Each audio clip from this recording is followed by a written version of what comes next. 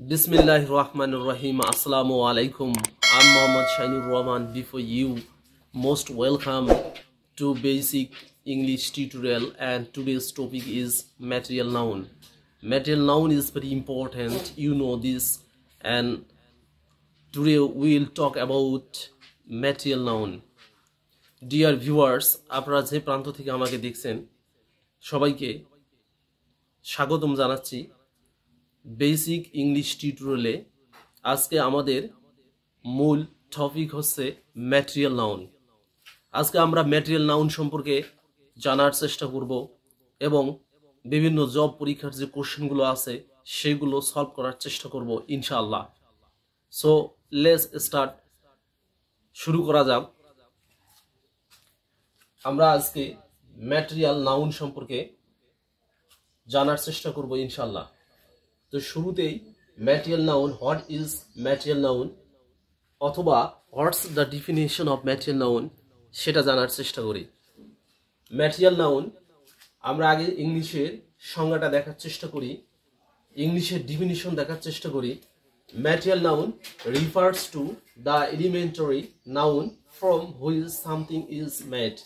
Material noun refers to the elementary noun from which something is made, যার বাংলা অর্থ আসে কোনো বস্তু যে উপাদান দ্বারা গঠিত হয় তাকে ম্যাটেরিয়াল নাউন বলে। কোনো বস্তু যে উপাদান দ্বারা গঠিত হয় তাকে ম্যাটেরিয়াল নাউন বলে। আমরা কিছু এক্সাম্পল দেখি, আমরা কিছু উদাহরণ দেখার চেষ্টা করি। তো উদাহরণে আমি লিখে দিয়েছি গোল্ড। গোল্ড এর বাংলা অর্থ হচ্ছে সোনা অথবা স্বর্ণ। সিলভার, সিলভার, সিলভারের বাংলা অর্থ হচ্ছে রৌপ্য অথবা রূপা। ওয়াটার এর বাংলা অর্থ হচ্ছে পানি অথবা জল। উড এর বাংলা অর্থ হচ্ছে কাঠ। সল্ট, সল্ট এর বাংলা অর্থ হচ্ছে লবণ। মিল্ক শব্দের বাংলা অর্থ হচ্ছে দুধ, এটসেট্রা এটসেট্রা, এগুলো হচ্ছে ম্যাটেরিয়াল নাউন। তাহলে উদাহরণে আমরা দেখি gold, silver, water, wood, salt, milk, এগুলো হচ্ছে ম্যাটেরিয়াল নাউন। এবং আমাদের একটি গুরুত্বপূর্ণ বিষয় জানতে হবে যে ম্যাটেরিয়াল নাউন গুলো হচ্ছে সংখ্যা দ্বারা গণনা করা যায় না। ম্যাটেরিয়াল নাউন গুলো সংখ্যা দ্বারা গণনা করা যায় না, কিন্তু আমরা শুধু পরিমাণ দ্বারা বুঝতে পারি। তাহলে ম্যাটেরিয়াল নাউনের ক্ষেত্রে গুরুত্বপূর্ণ যে বিষয়টা মনে রাখতে হবে যে ম্যাটেরিয়াল নাউন সংখ্যা দ্বারা গণনা করা যায় না, শুধু পরিমাণ দ্বারা বোঝা যায়। তাহলে আমরা যদি ফর এক্সাম্পল পানির কথা বলি বা জলের কথা বলি ওয়াটার, আমরা ওয়াটার বলি আর ওয়াটার বলি, যেটাই বলি না কেন, পানি বলি না কেন বা জল বলি না কেন, আসলে জল এবং পানি আমরা গুনতে পারি না।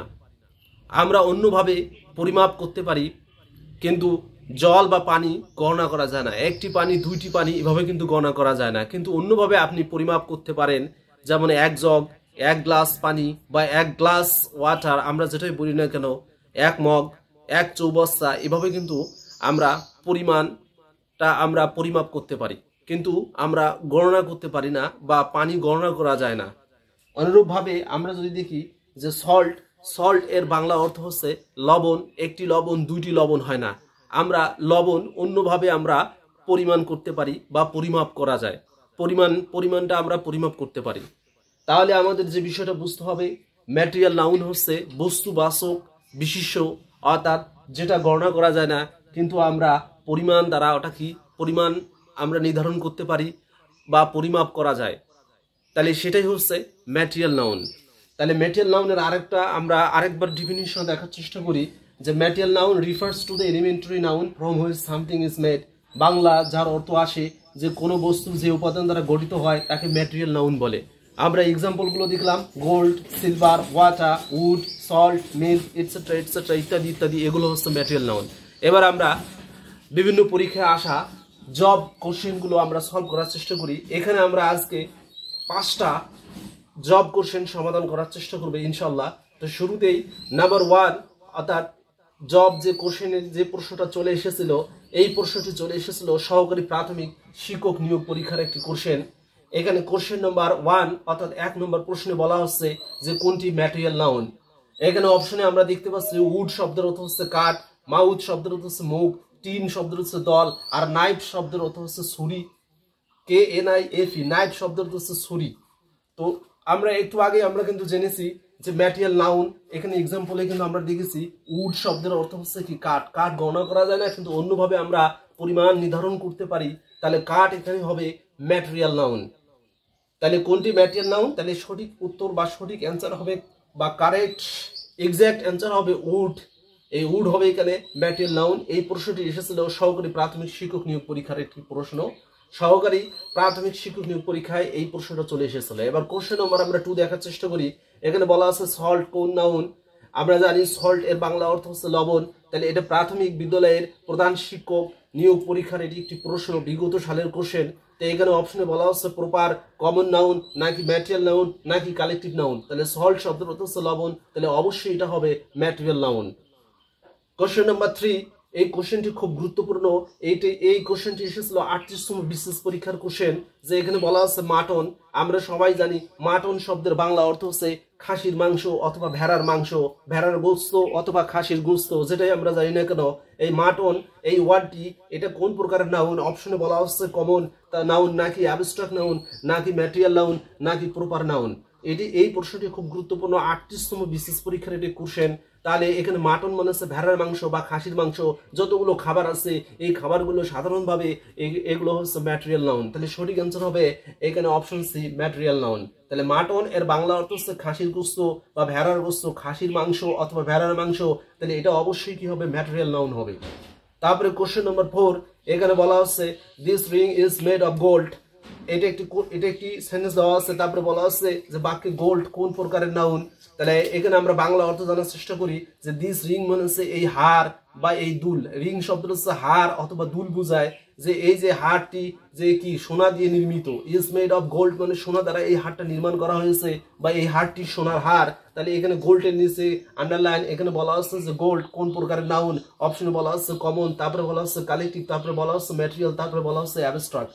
তো আমরা এখানে কিন্তু জানি যে নাউনগুলো সংখ্যা দ্বারা গণনা করা যায় না, কিন্তু পরিমাণ দ্বারা বোঝা যায়, সেটাই কিন্তু আসলে ম্যাটেরিয়াল নাউন। তাহলে গোল্ড আসলে আমরা গুনতে পারি না, একটা সোনা দুইটা সোনা এইভাবে কিন্তু গোল্ড গণনা করা যায় না, কিন্তু পরিমাণ দ্বারা আমরা বুঝতে পারি। তাহলে এখানে অবশ্যই এটা হবে ম্যাটেরিয়াল নাউন। তাহলে গোল্ড হচ্ছে আমাদের ম্যাটেরিয়াল নাউন। তারপরে আমরা সর্বশেষ যে কোশ্চেন অর্থাৎ নাম্বার 5 কোশ্চেন আমরা সমাধান করার চেষ্টা করি। এটি কিন্তু ভার্সিটি পরীক্ষার কোশ্চেন বা প্রশ্ন। এখানে কোশ্চেনটা বলা হচ্ছে যে হোয়াট কাইন্ড অফ নাউন মানে কোন ধরনের নাউন মিল্ক শব্দের অর্থ সবাই আমরা জানি যে দুধ। এই দুধ কোন প্রকারের নাউন? এখানে বলা হচ্ছে প্রপার নাউন নাকি কমন নাউন নাকি ম্যাটেরিয়াল নাউন নাকি কালেকটিভ নাউন। তাহলে আমাদের এখানে বুঝতে হবে যে মিল্ক আসলে এটা অবশ্যই ম্যাটেরিয়াল নাউন হবে। তাহলে আজকে আমরা যে বিষয়টা জানতে পারলাম, বিগত সালের যে জব পরীক্ষার যে কোশ্চেনগুলো আসছিল ম্যাটেরিয়াল নাউনের আলোকে, সেগুলো আমরা কিন্তু সমাধান করার চেষ্টা করলাম। কোশ্চেন নম্বর 1 কোনটি ম্যাটেরিয়াল নাউন? এখানে অপশন ছিল উড, মাউথ, টিম এবং নাইফ। তাহলে সঠিক অ্যান্সার এখানে হবে উড। তারপরে কোশ্চেন নম্বর 2 সল্ট কোন প্রকার নাউন? সল্ট মানে কি লবণ, লবণ কোন প্রকার নাউন? এখানে অপশনে আমরা দেখতে পেয়েছি proper noun, common noun, collective noun নাকি ম্যাটেরিয়াল নাউন। তাহলে সঠিক অ্যান্সার হচ্ছে এখানে ম্যাটেরিয়াল নাউন। সল্ট মানে লবণ, লবণটা হচ্ছে ম্যাটেরিয়াল নাউন। তারপরে কোশ্চেন নম্বর 3 মাটন, এটা বিশেষ পরীক্ষার প্রশ্ন, এটা খুব গুরুত্বপূর্ণ একটা কোশ্চেন। তাহলে এখানে অপশনে দেওয়া আছে common noun, abstract noun, material noun নাকি প্রপার নাউন। তাহলে সঠিক বা এক্সাক্ট অ্যান্সার হচ্ছে এটি একটি মাটন হচ্ছে খাসির মাংস, ভেড়ার মাংস, অবশ্যই এটা ম্যাটেরিয়াল নাউন হবে। তারপর question number 4 this ring is made of gold, অর্থাৎ এই হারটি সোনা দিয়ে নির্মিত বা এই হারটি সোনার হার। তাহলে এই বাক্যে গোল্ড কোন প্রকারের নাউন? এখন অপশন আমরা দেখতে পেলাম common noun, collective noun, material noun না অ্যাবস্ট্রাক্ট নাউন। তাহলে এক্সাক্ট এবং সঠিক অ্যান্সার হচ্ছে গোল্ড মানে সোনা বা স্বর্ণ, যেটাই বলুন না কেন এটা অবশ্যই ম্যাটেরিয়াল নাউন হবে। তারপর কোশ্চেন নম্বর 5 বলা হচ্ছে what kind of noun is milk, দুধ কোন প্রকারের noun? Proper noun, common noun, material noun না কালেকটিভ নাউন। তাহলে সঠিক বা এক্সাক্ট অ্যান্সার হচ্ছে মিল্ক হচ্ছে ম্যাটেরিয়াল নাউন। তাহলে আমরা 5টি প্রশ্নের আমরা সমাধান দেখলাম। যে কোনো চাকরির পরীক্ষার বিভিন্ন ধরনের বইয়ে কিন্তু এইগুলো সম্পর্কে আলোচনা করা হয়েছে এবং অনেকগুলো কোশ্চেন দেওয়া আছে। যারা চাকরির পরীক্ষার প্রস্তুতি নিচ্ছেন তারা এই অনেকগুলো কোশ্চেন দেখতে পাবেন। বাসায় নিচে নিচে আপনারা কি করবেন? সলভ করবেন। আমি শুধু আপনাদের টাস্ক দিয়ে যাচ্ছি, মূল বিষয়গুলো আলোচনা করে যাচ্ছি। যদি ভালো লাগে আপনাদের তাহলে অবশ্যই কমেন্টে আমাকে অবশ্যই জানাবেন। নেক্সট ক্লাসে বা নেক্সট টিউটোরিয়ালে আমি কাউন্টেবল নাউন সম্পর্কে আলোচনা করব।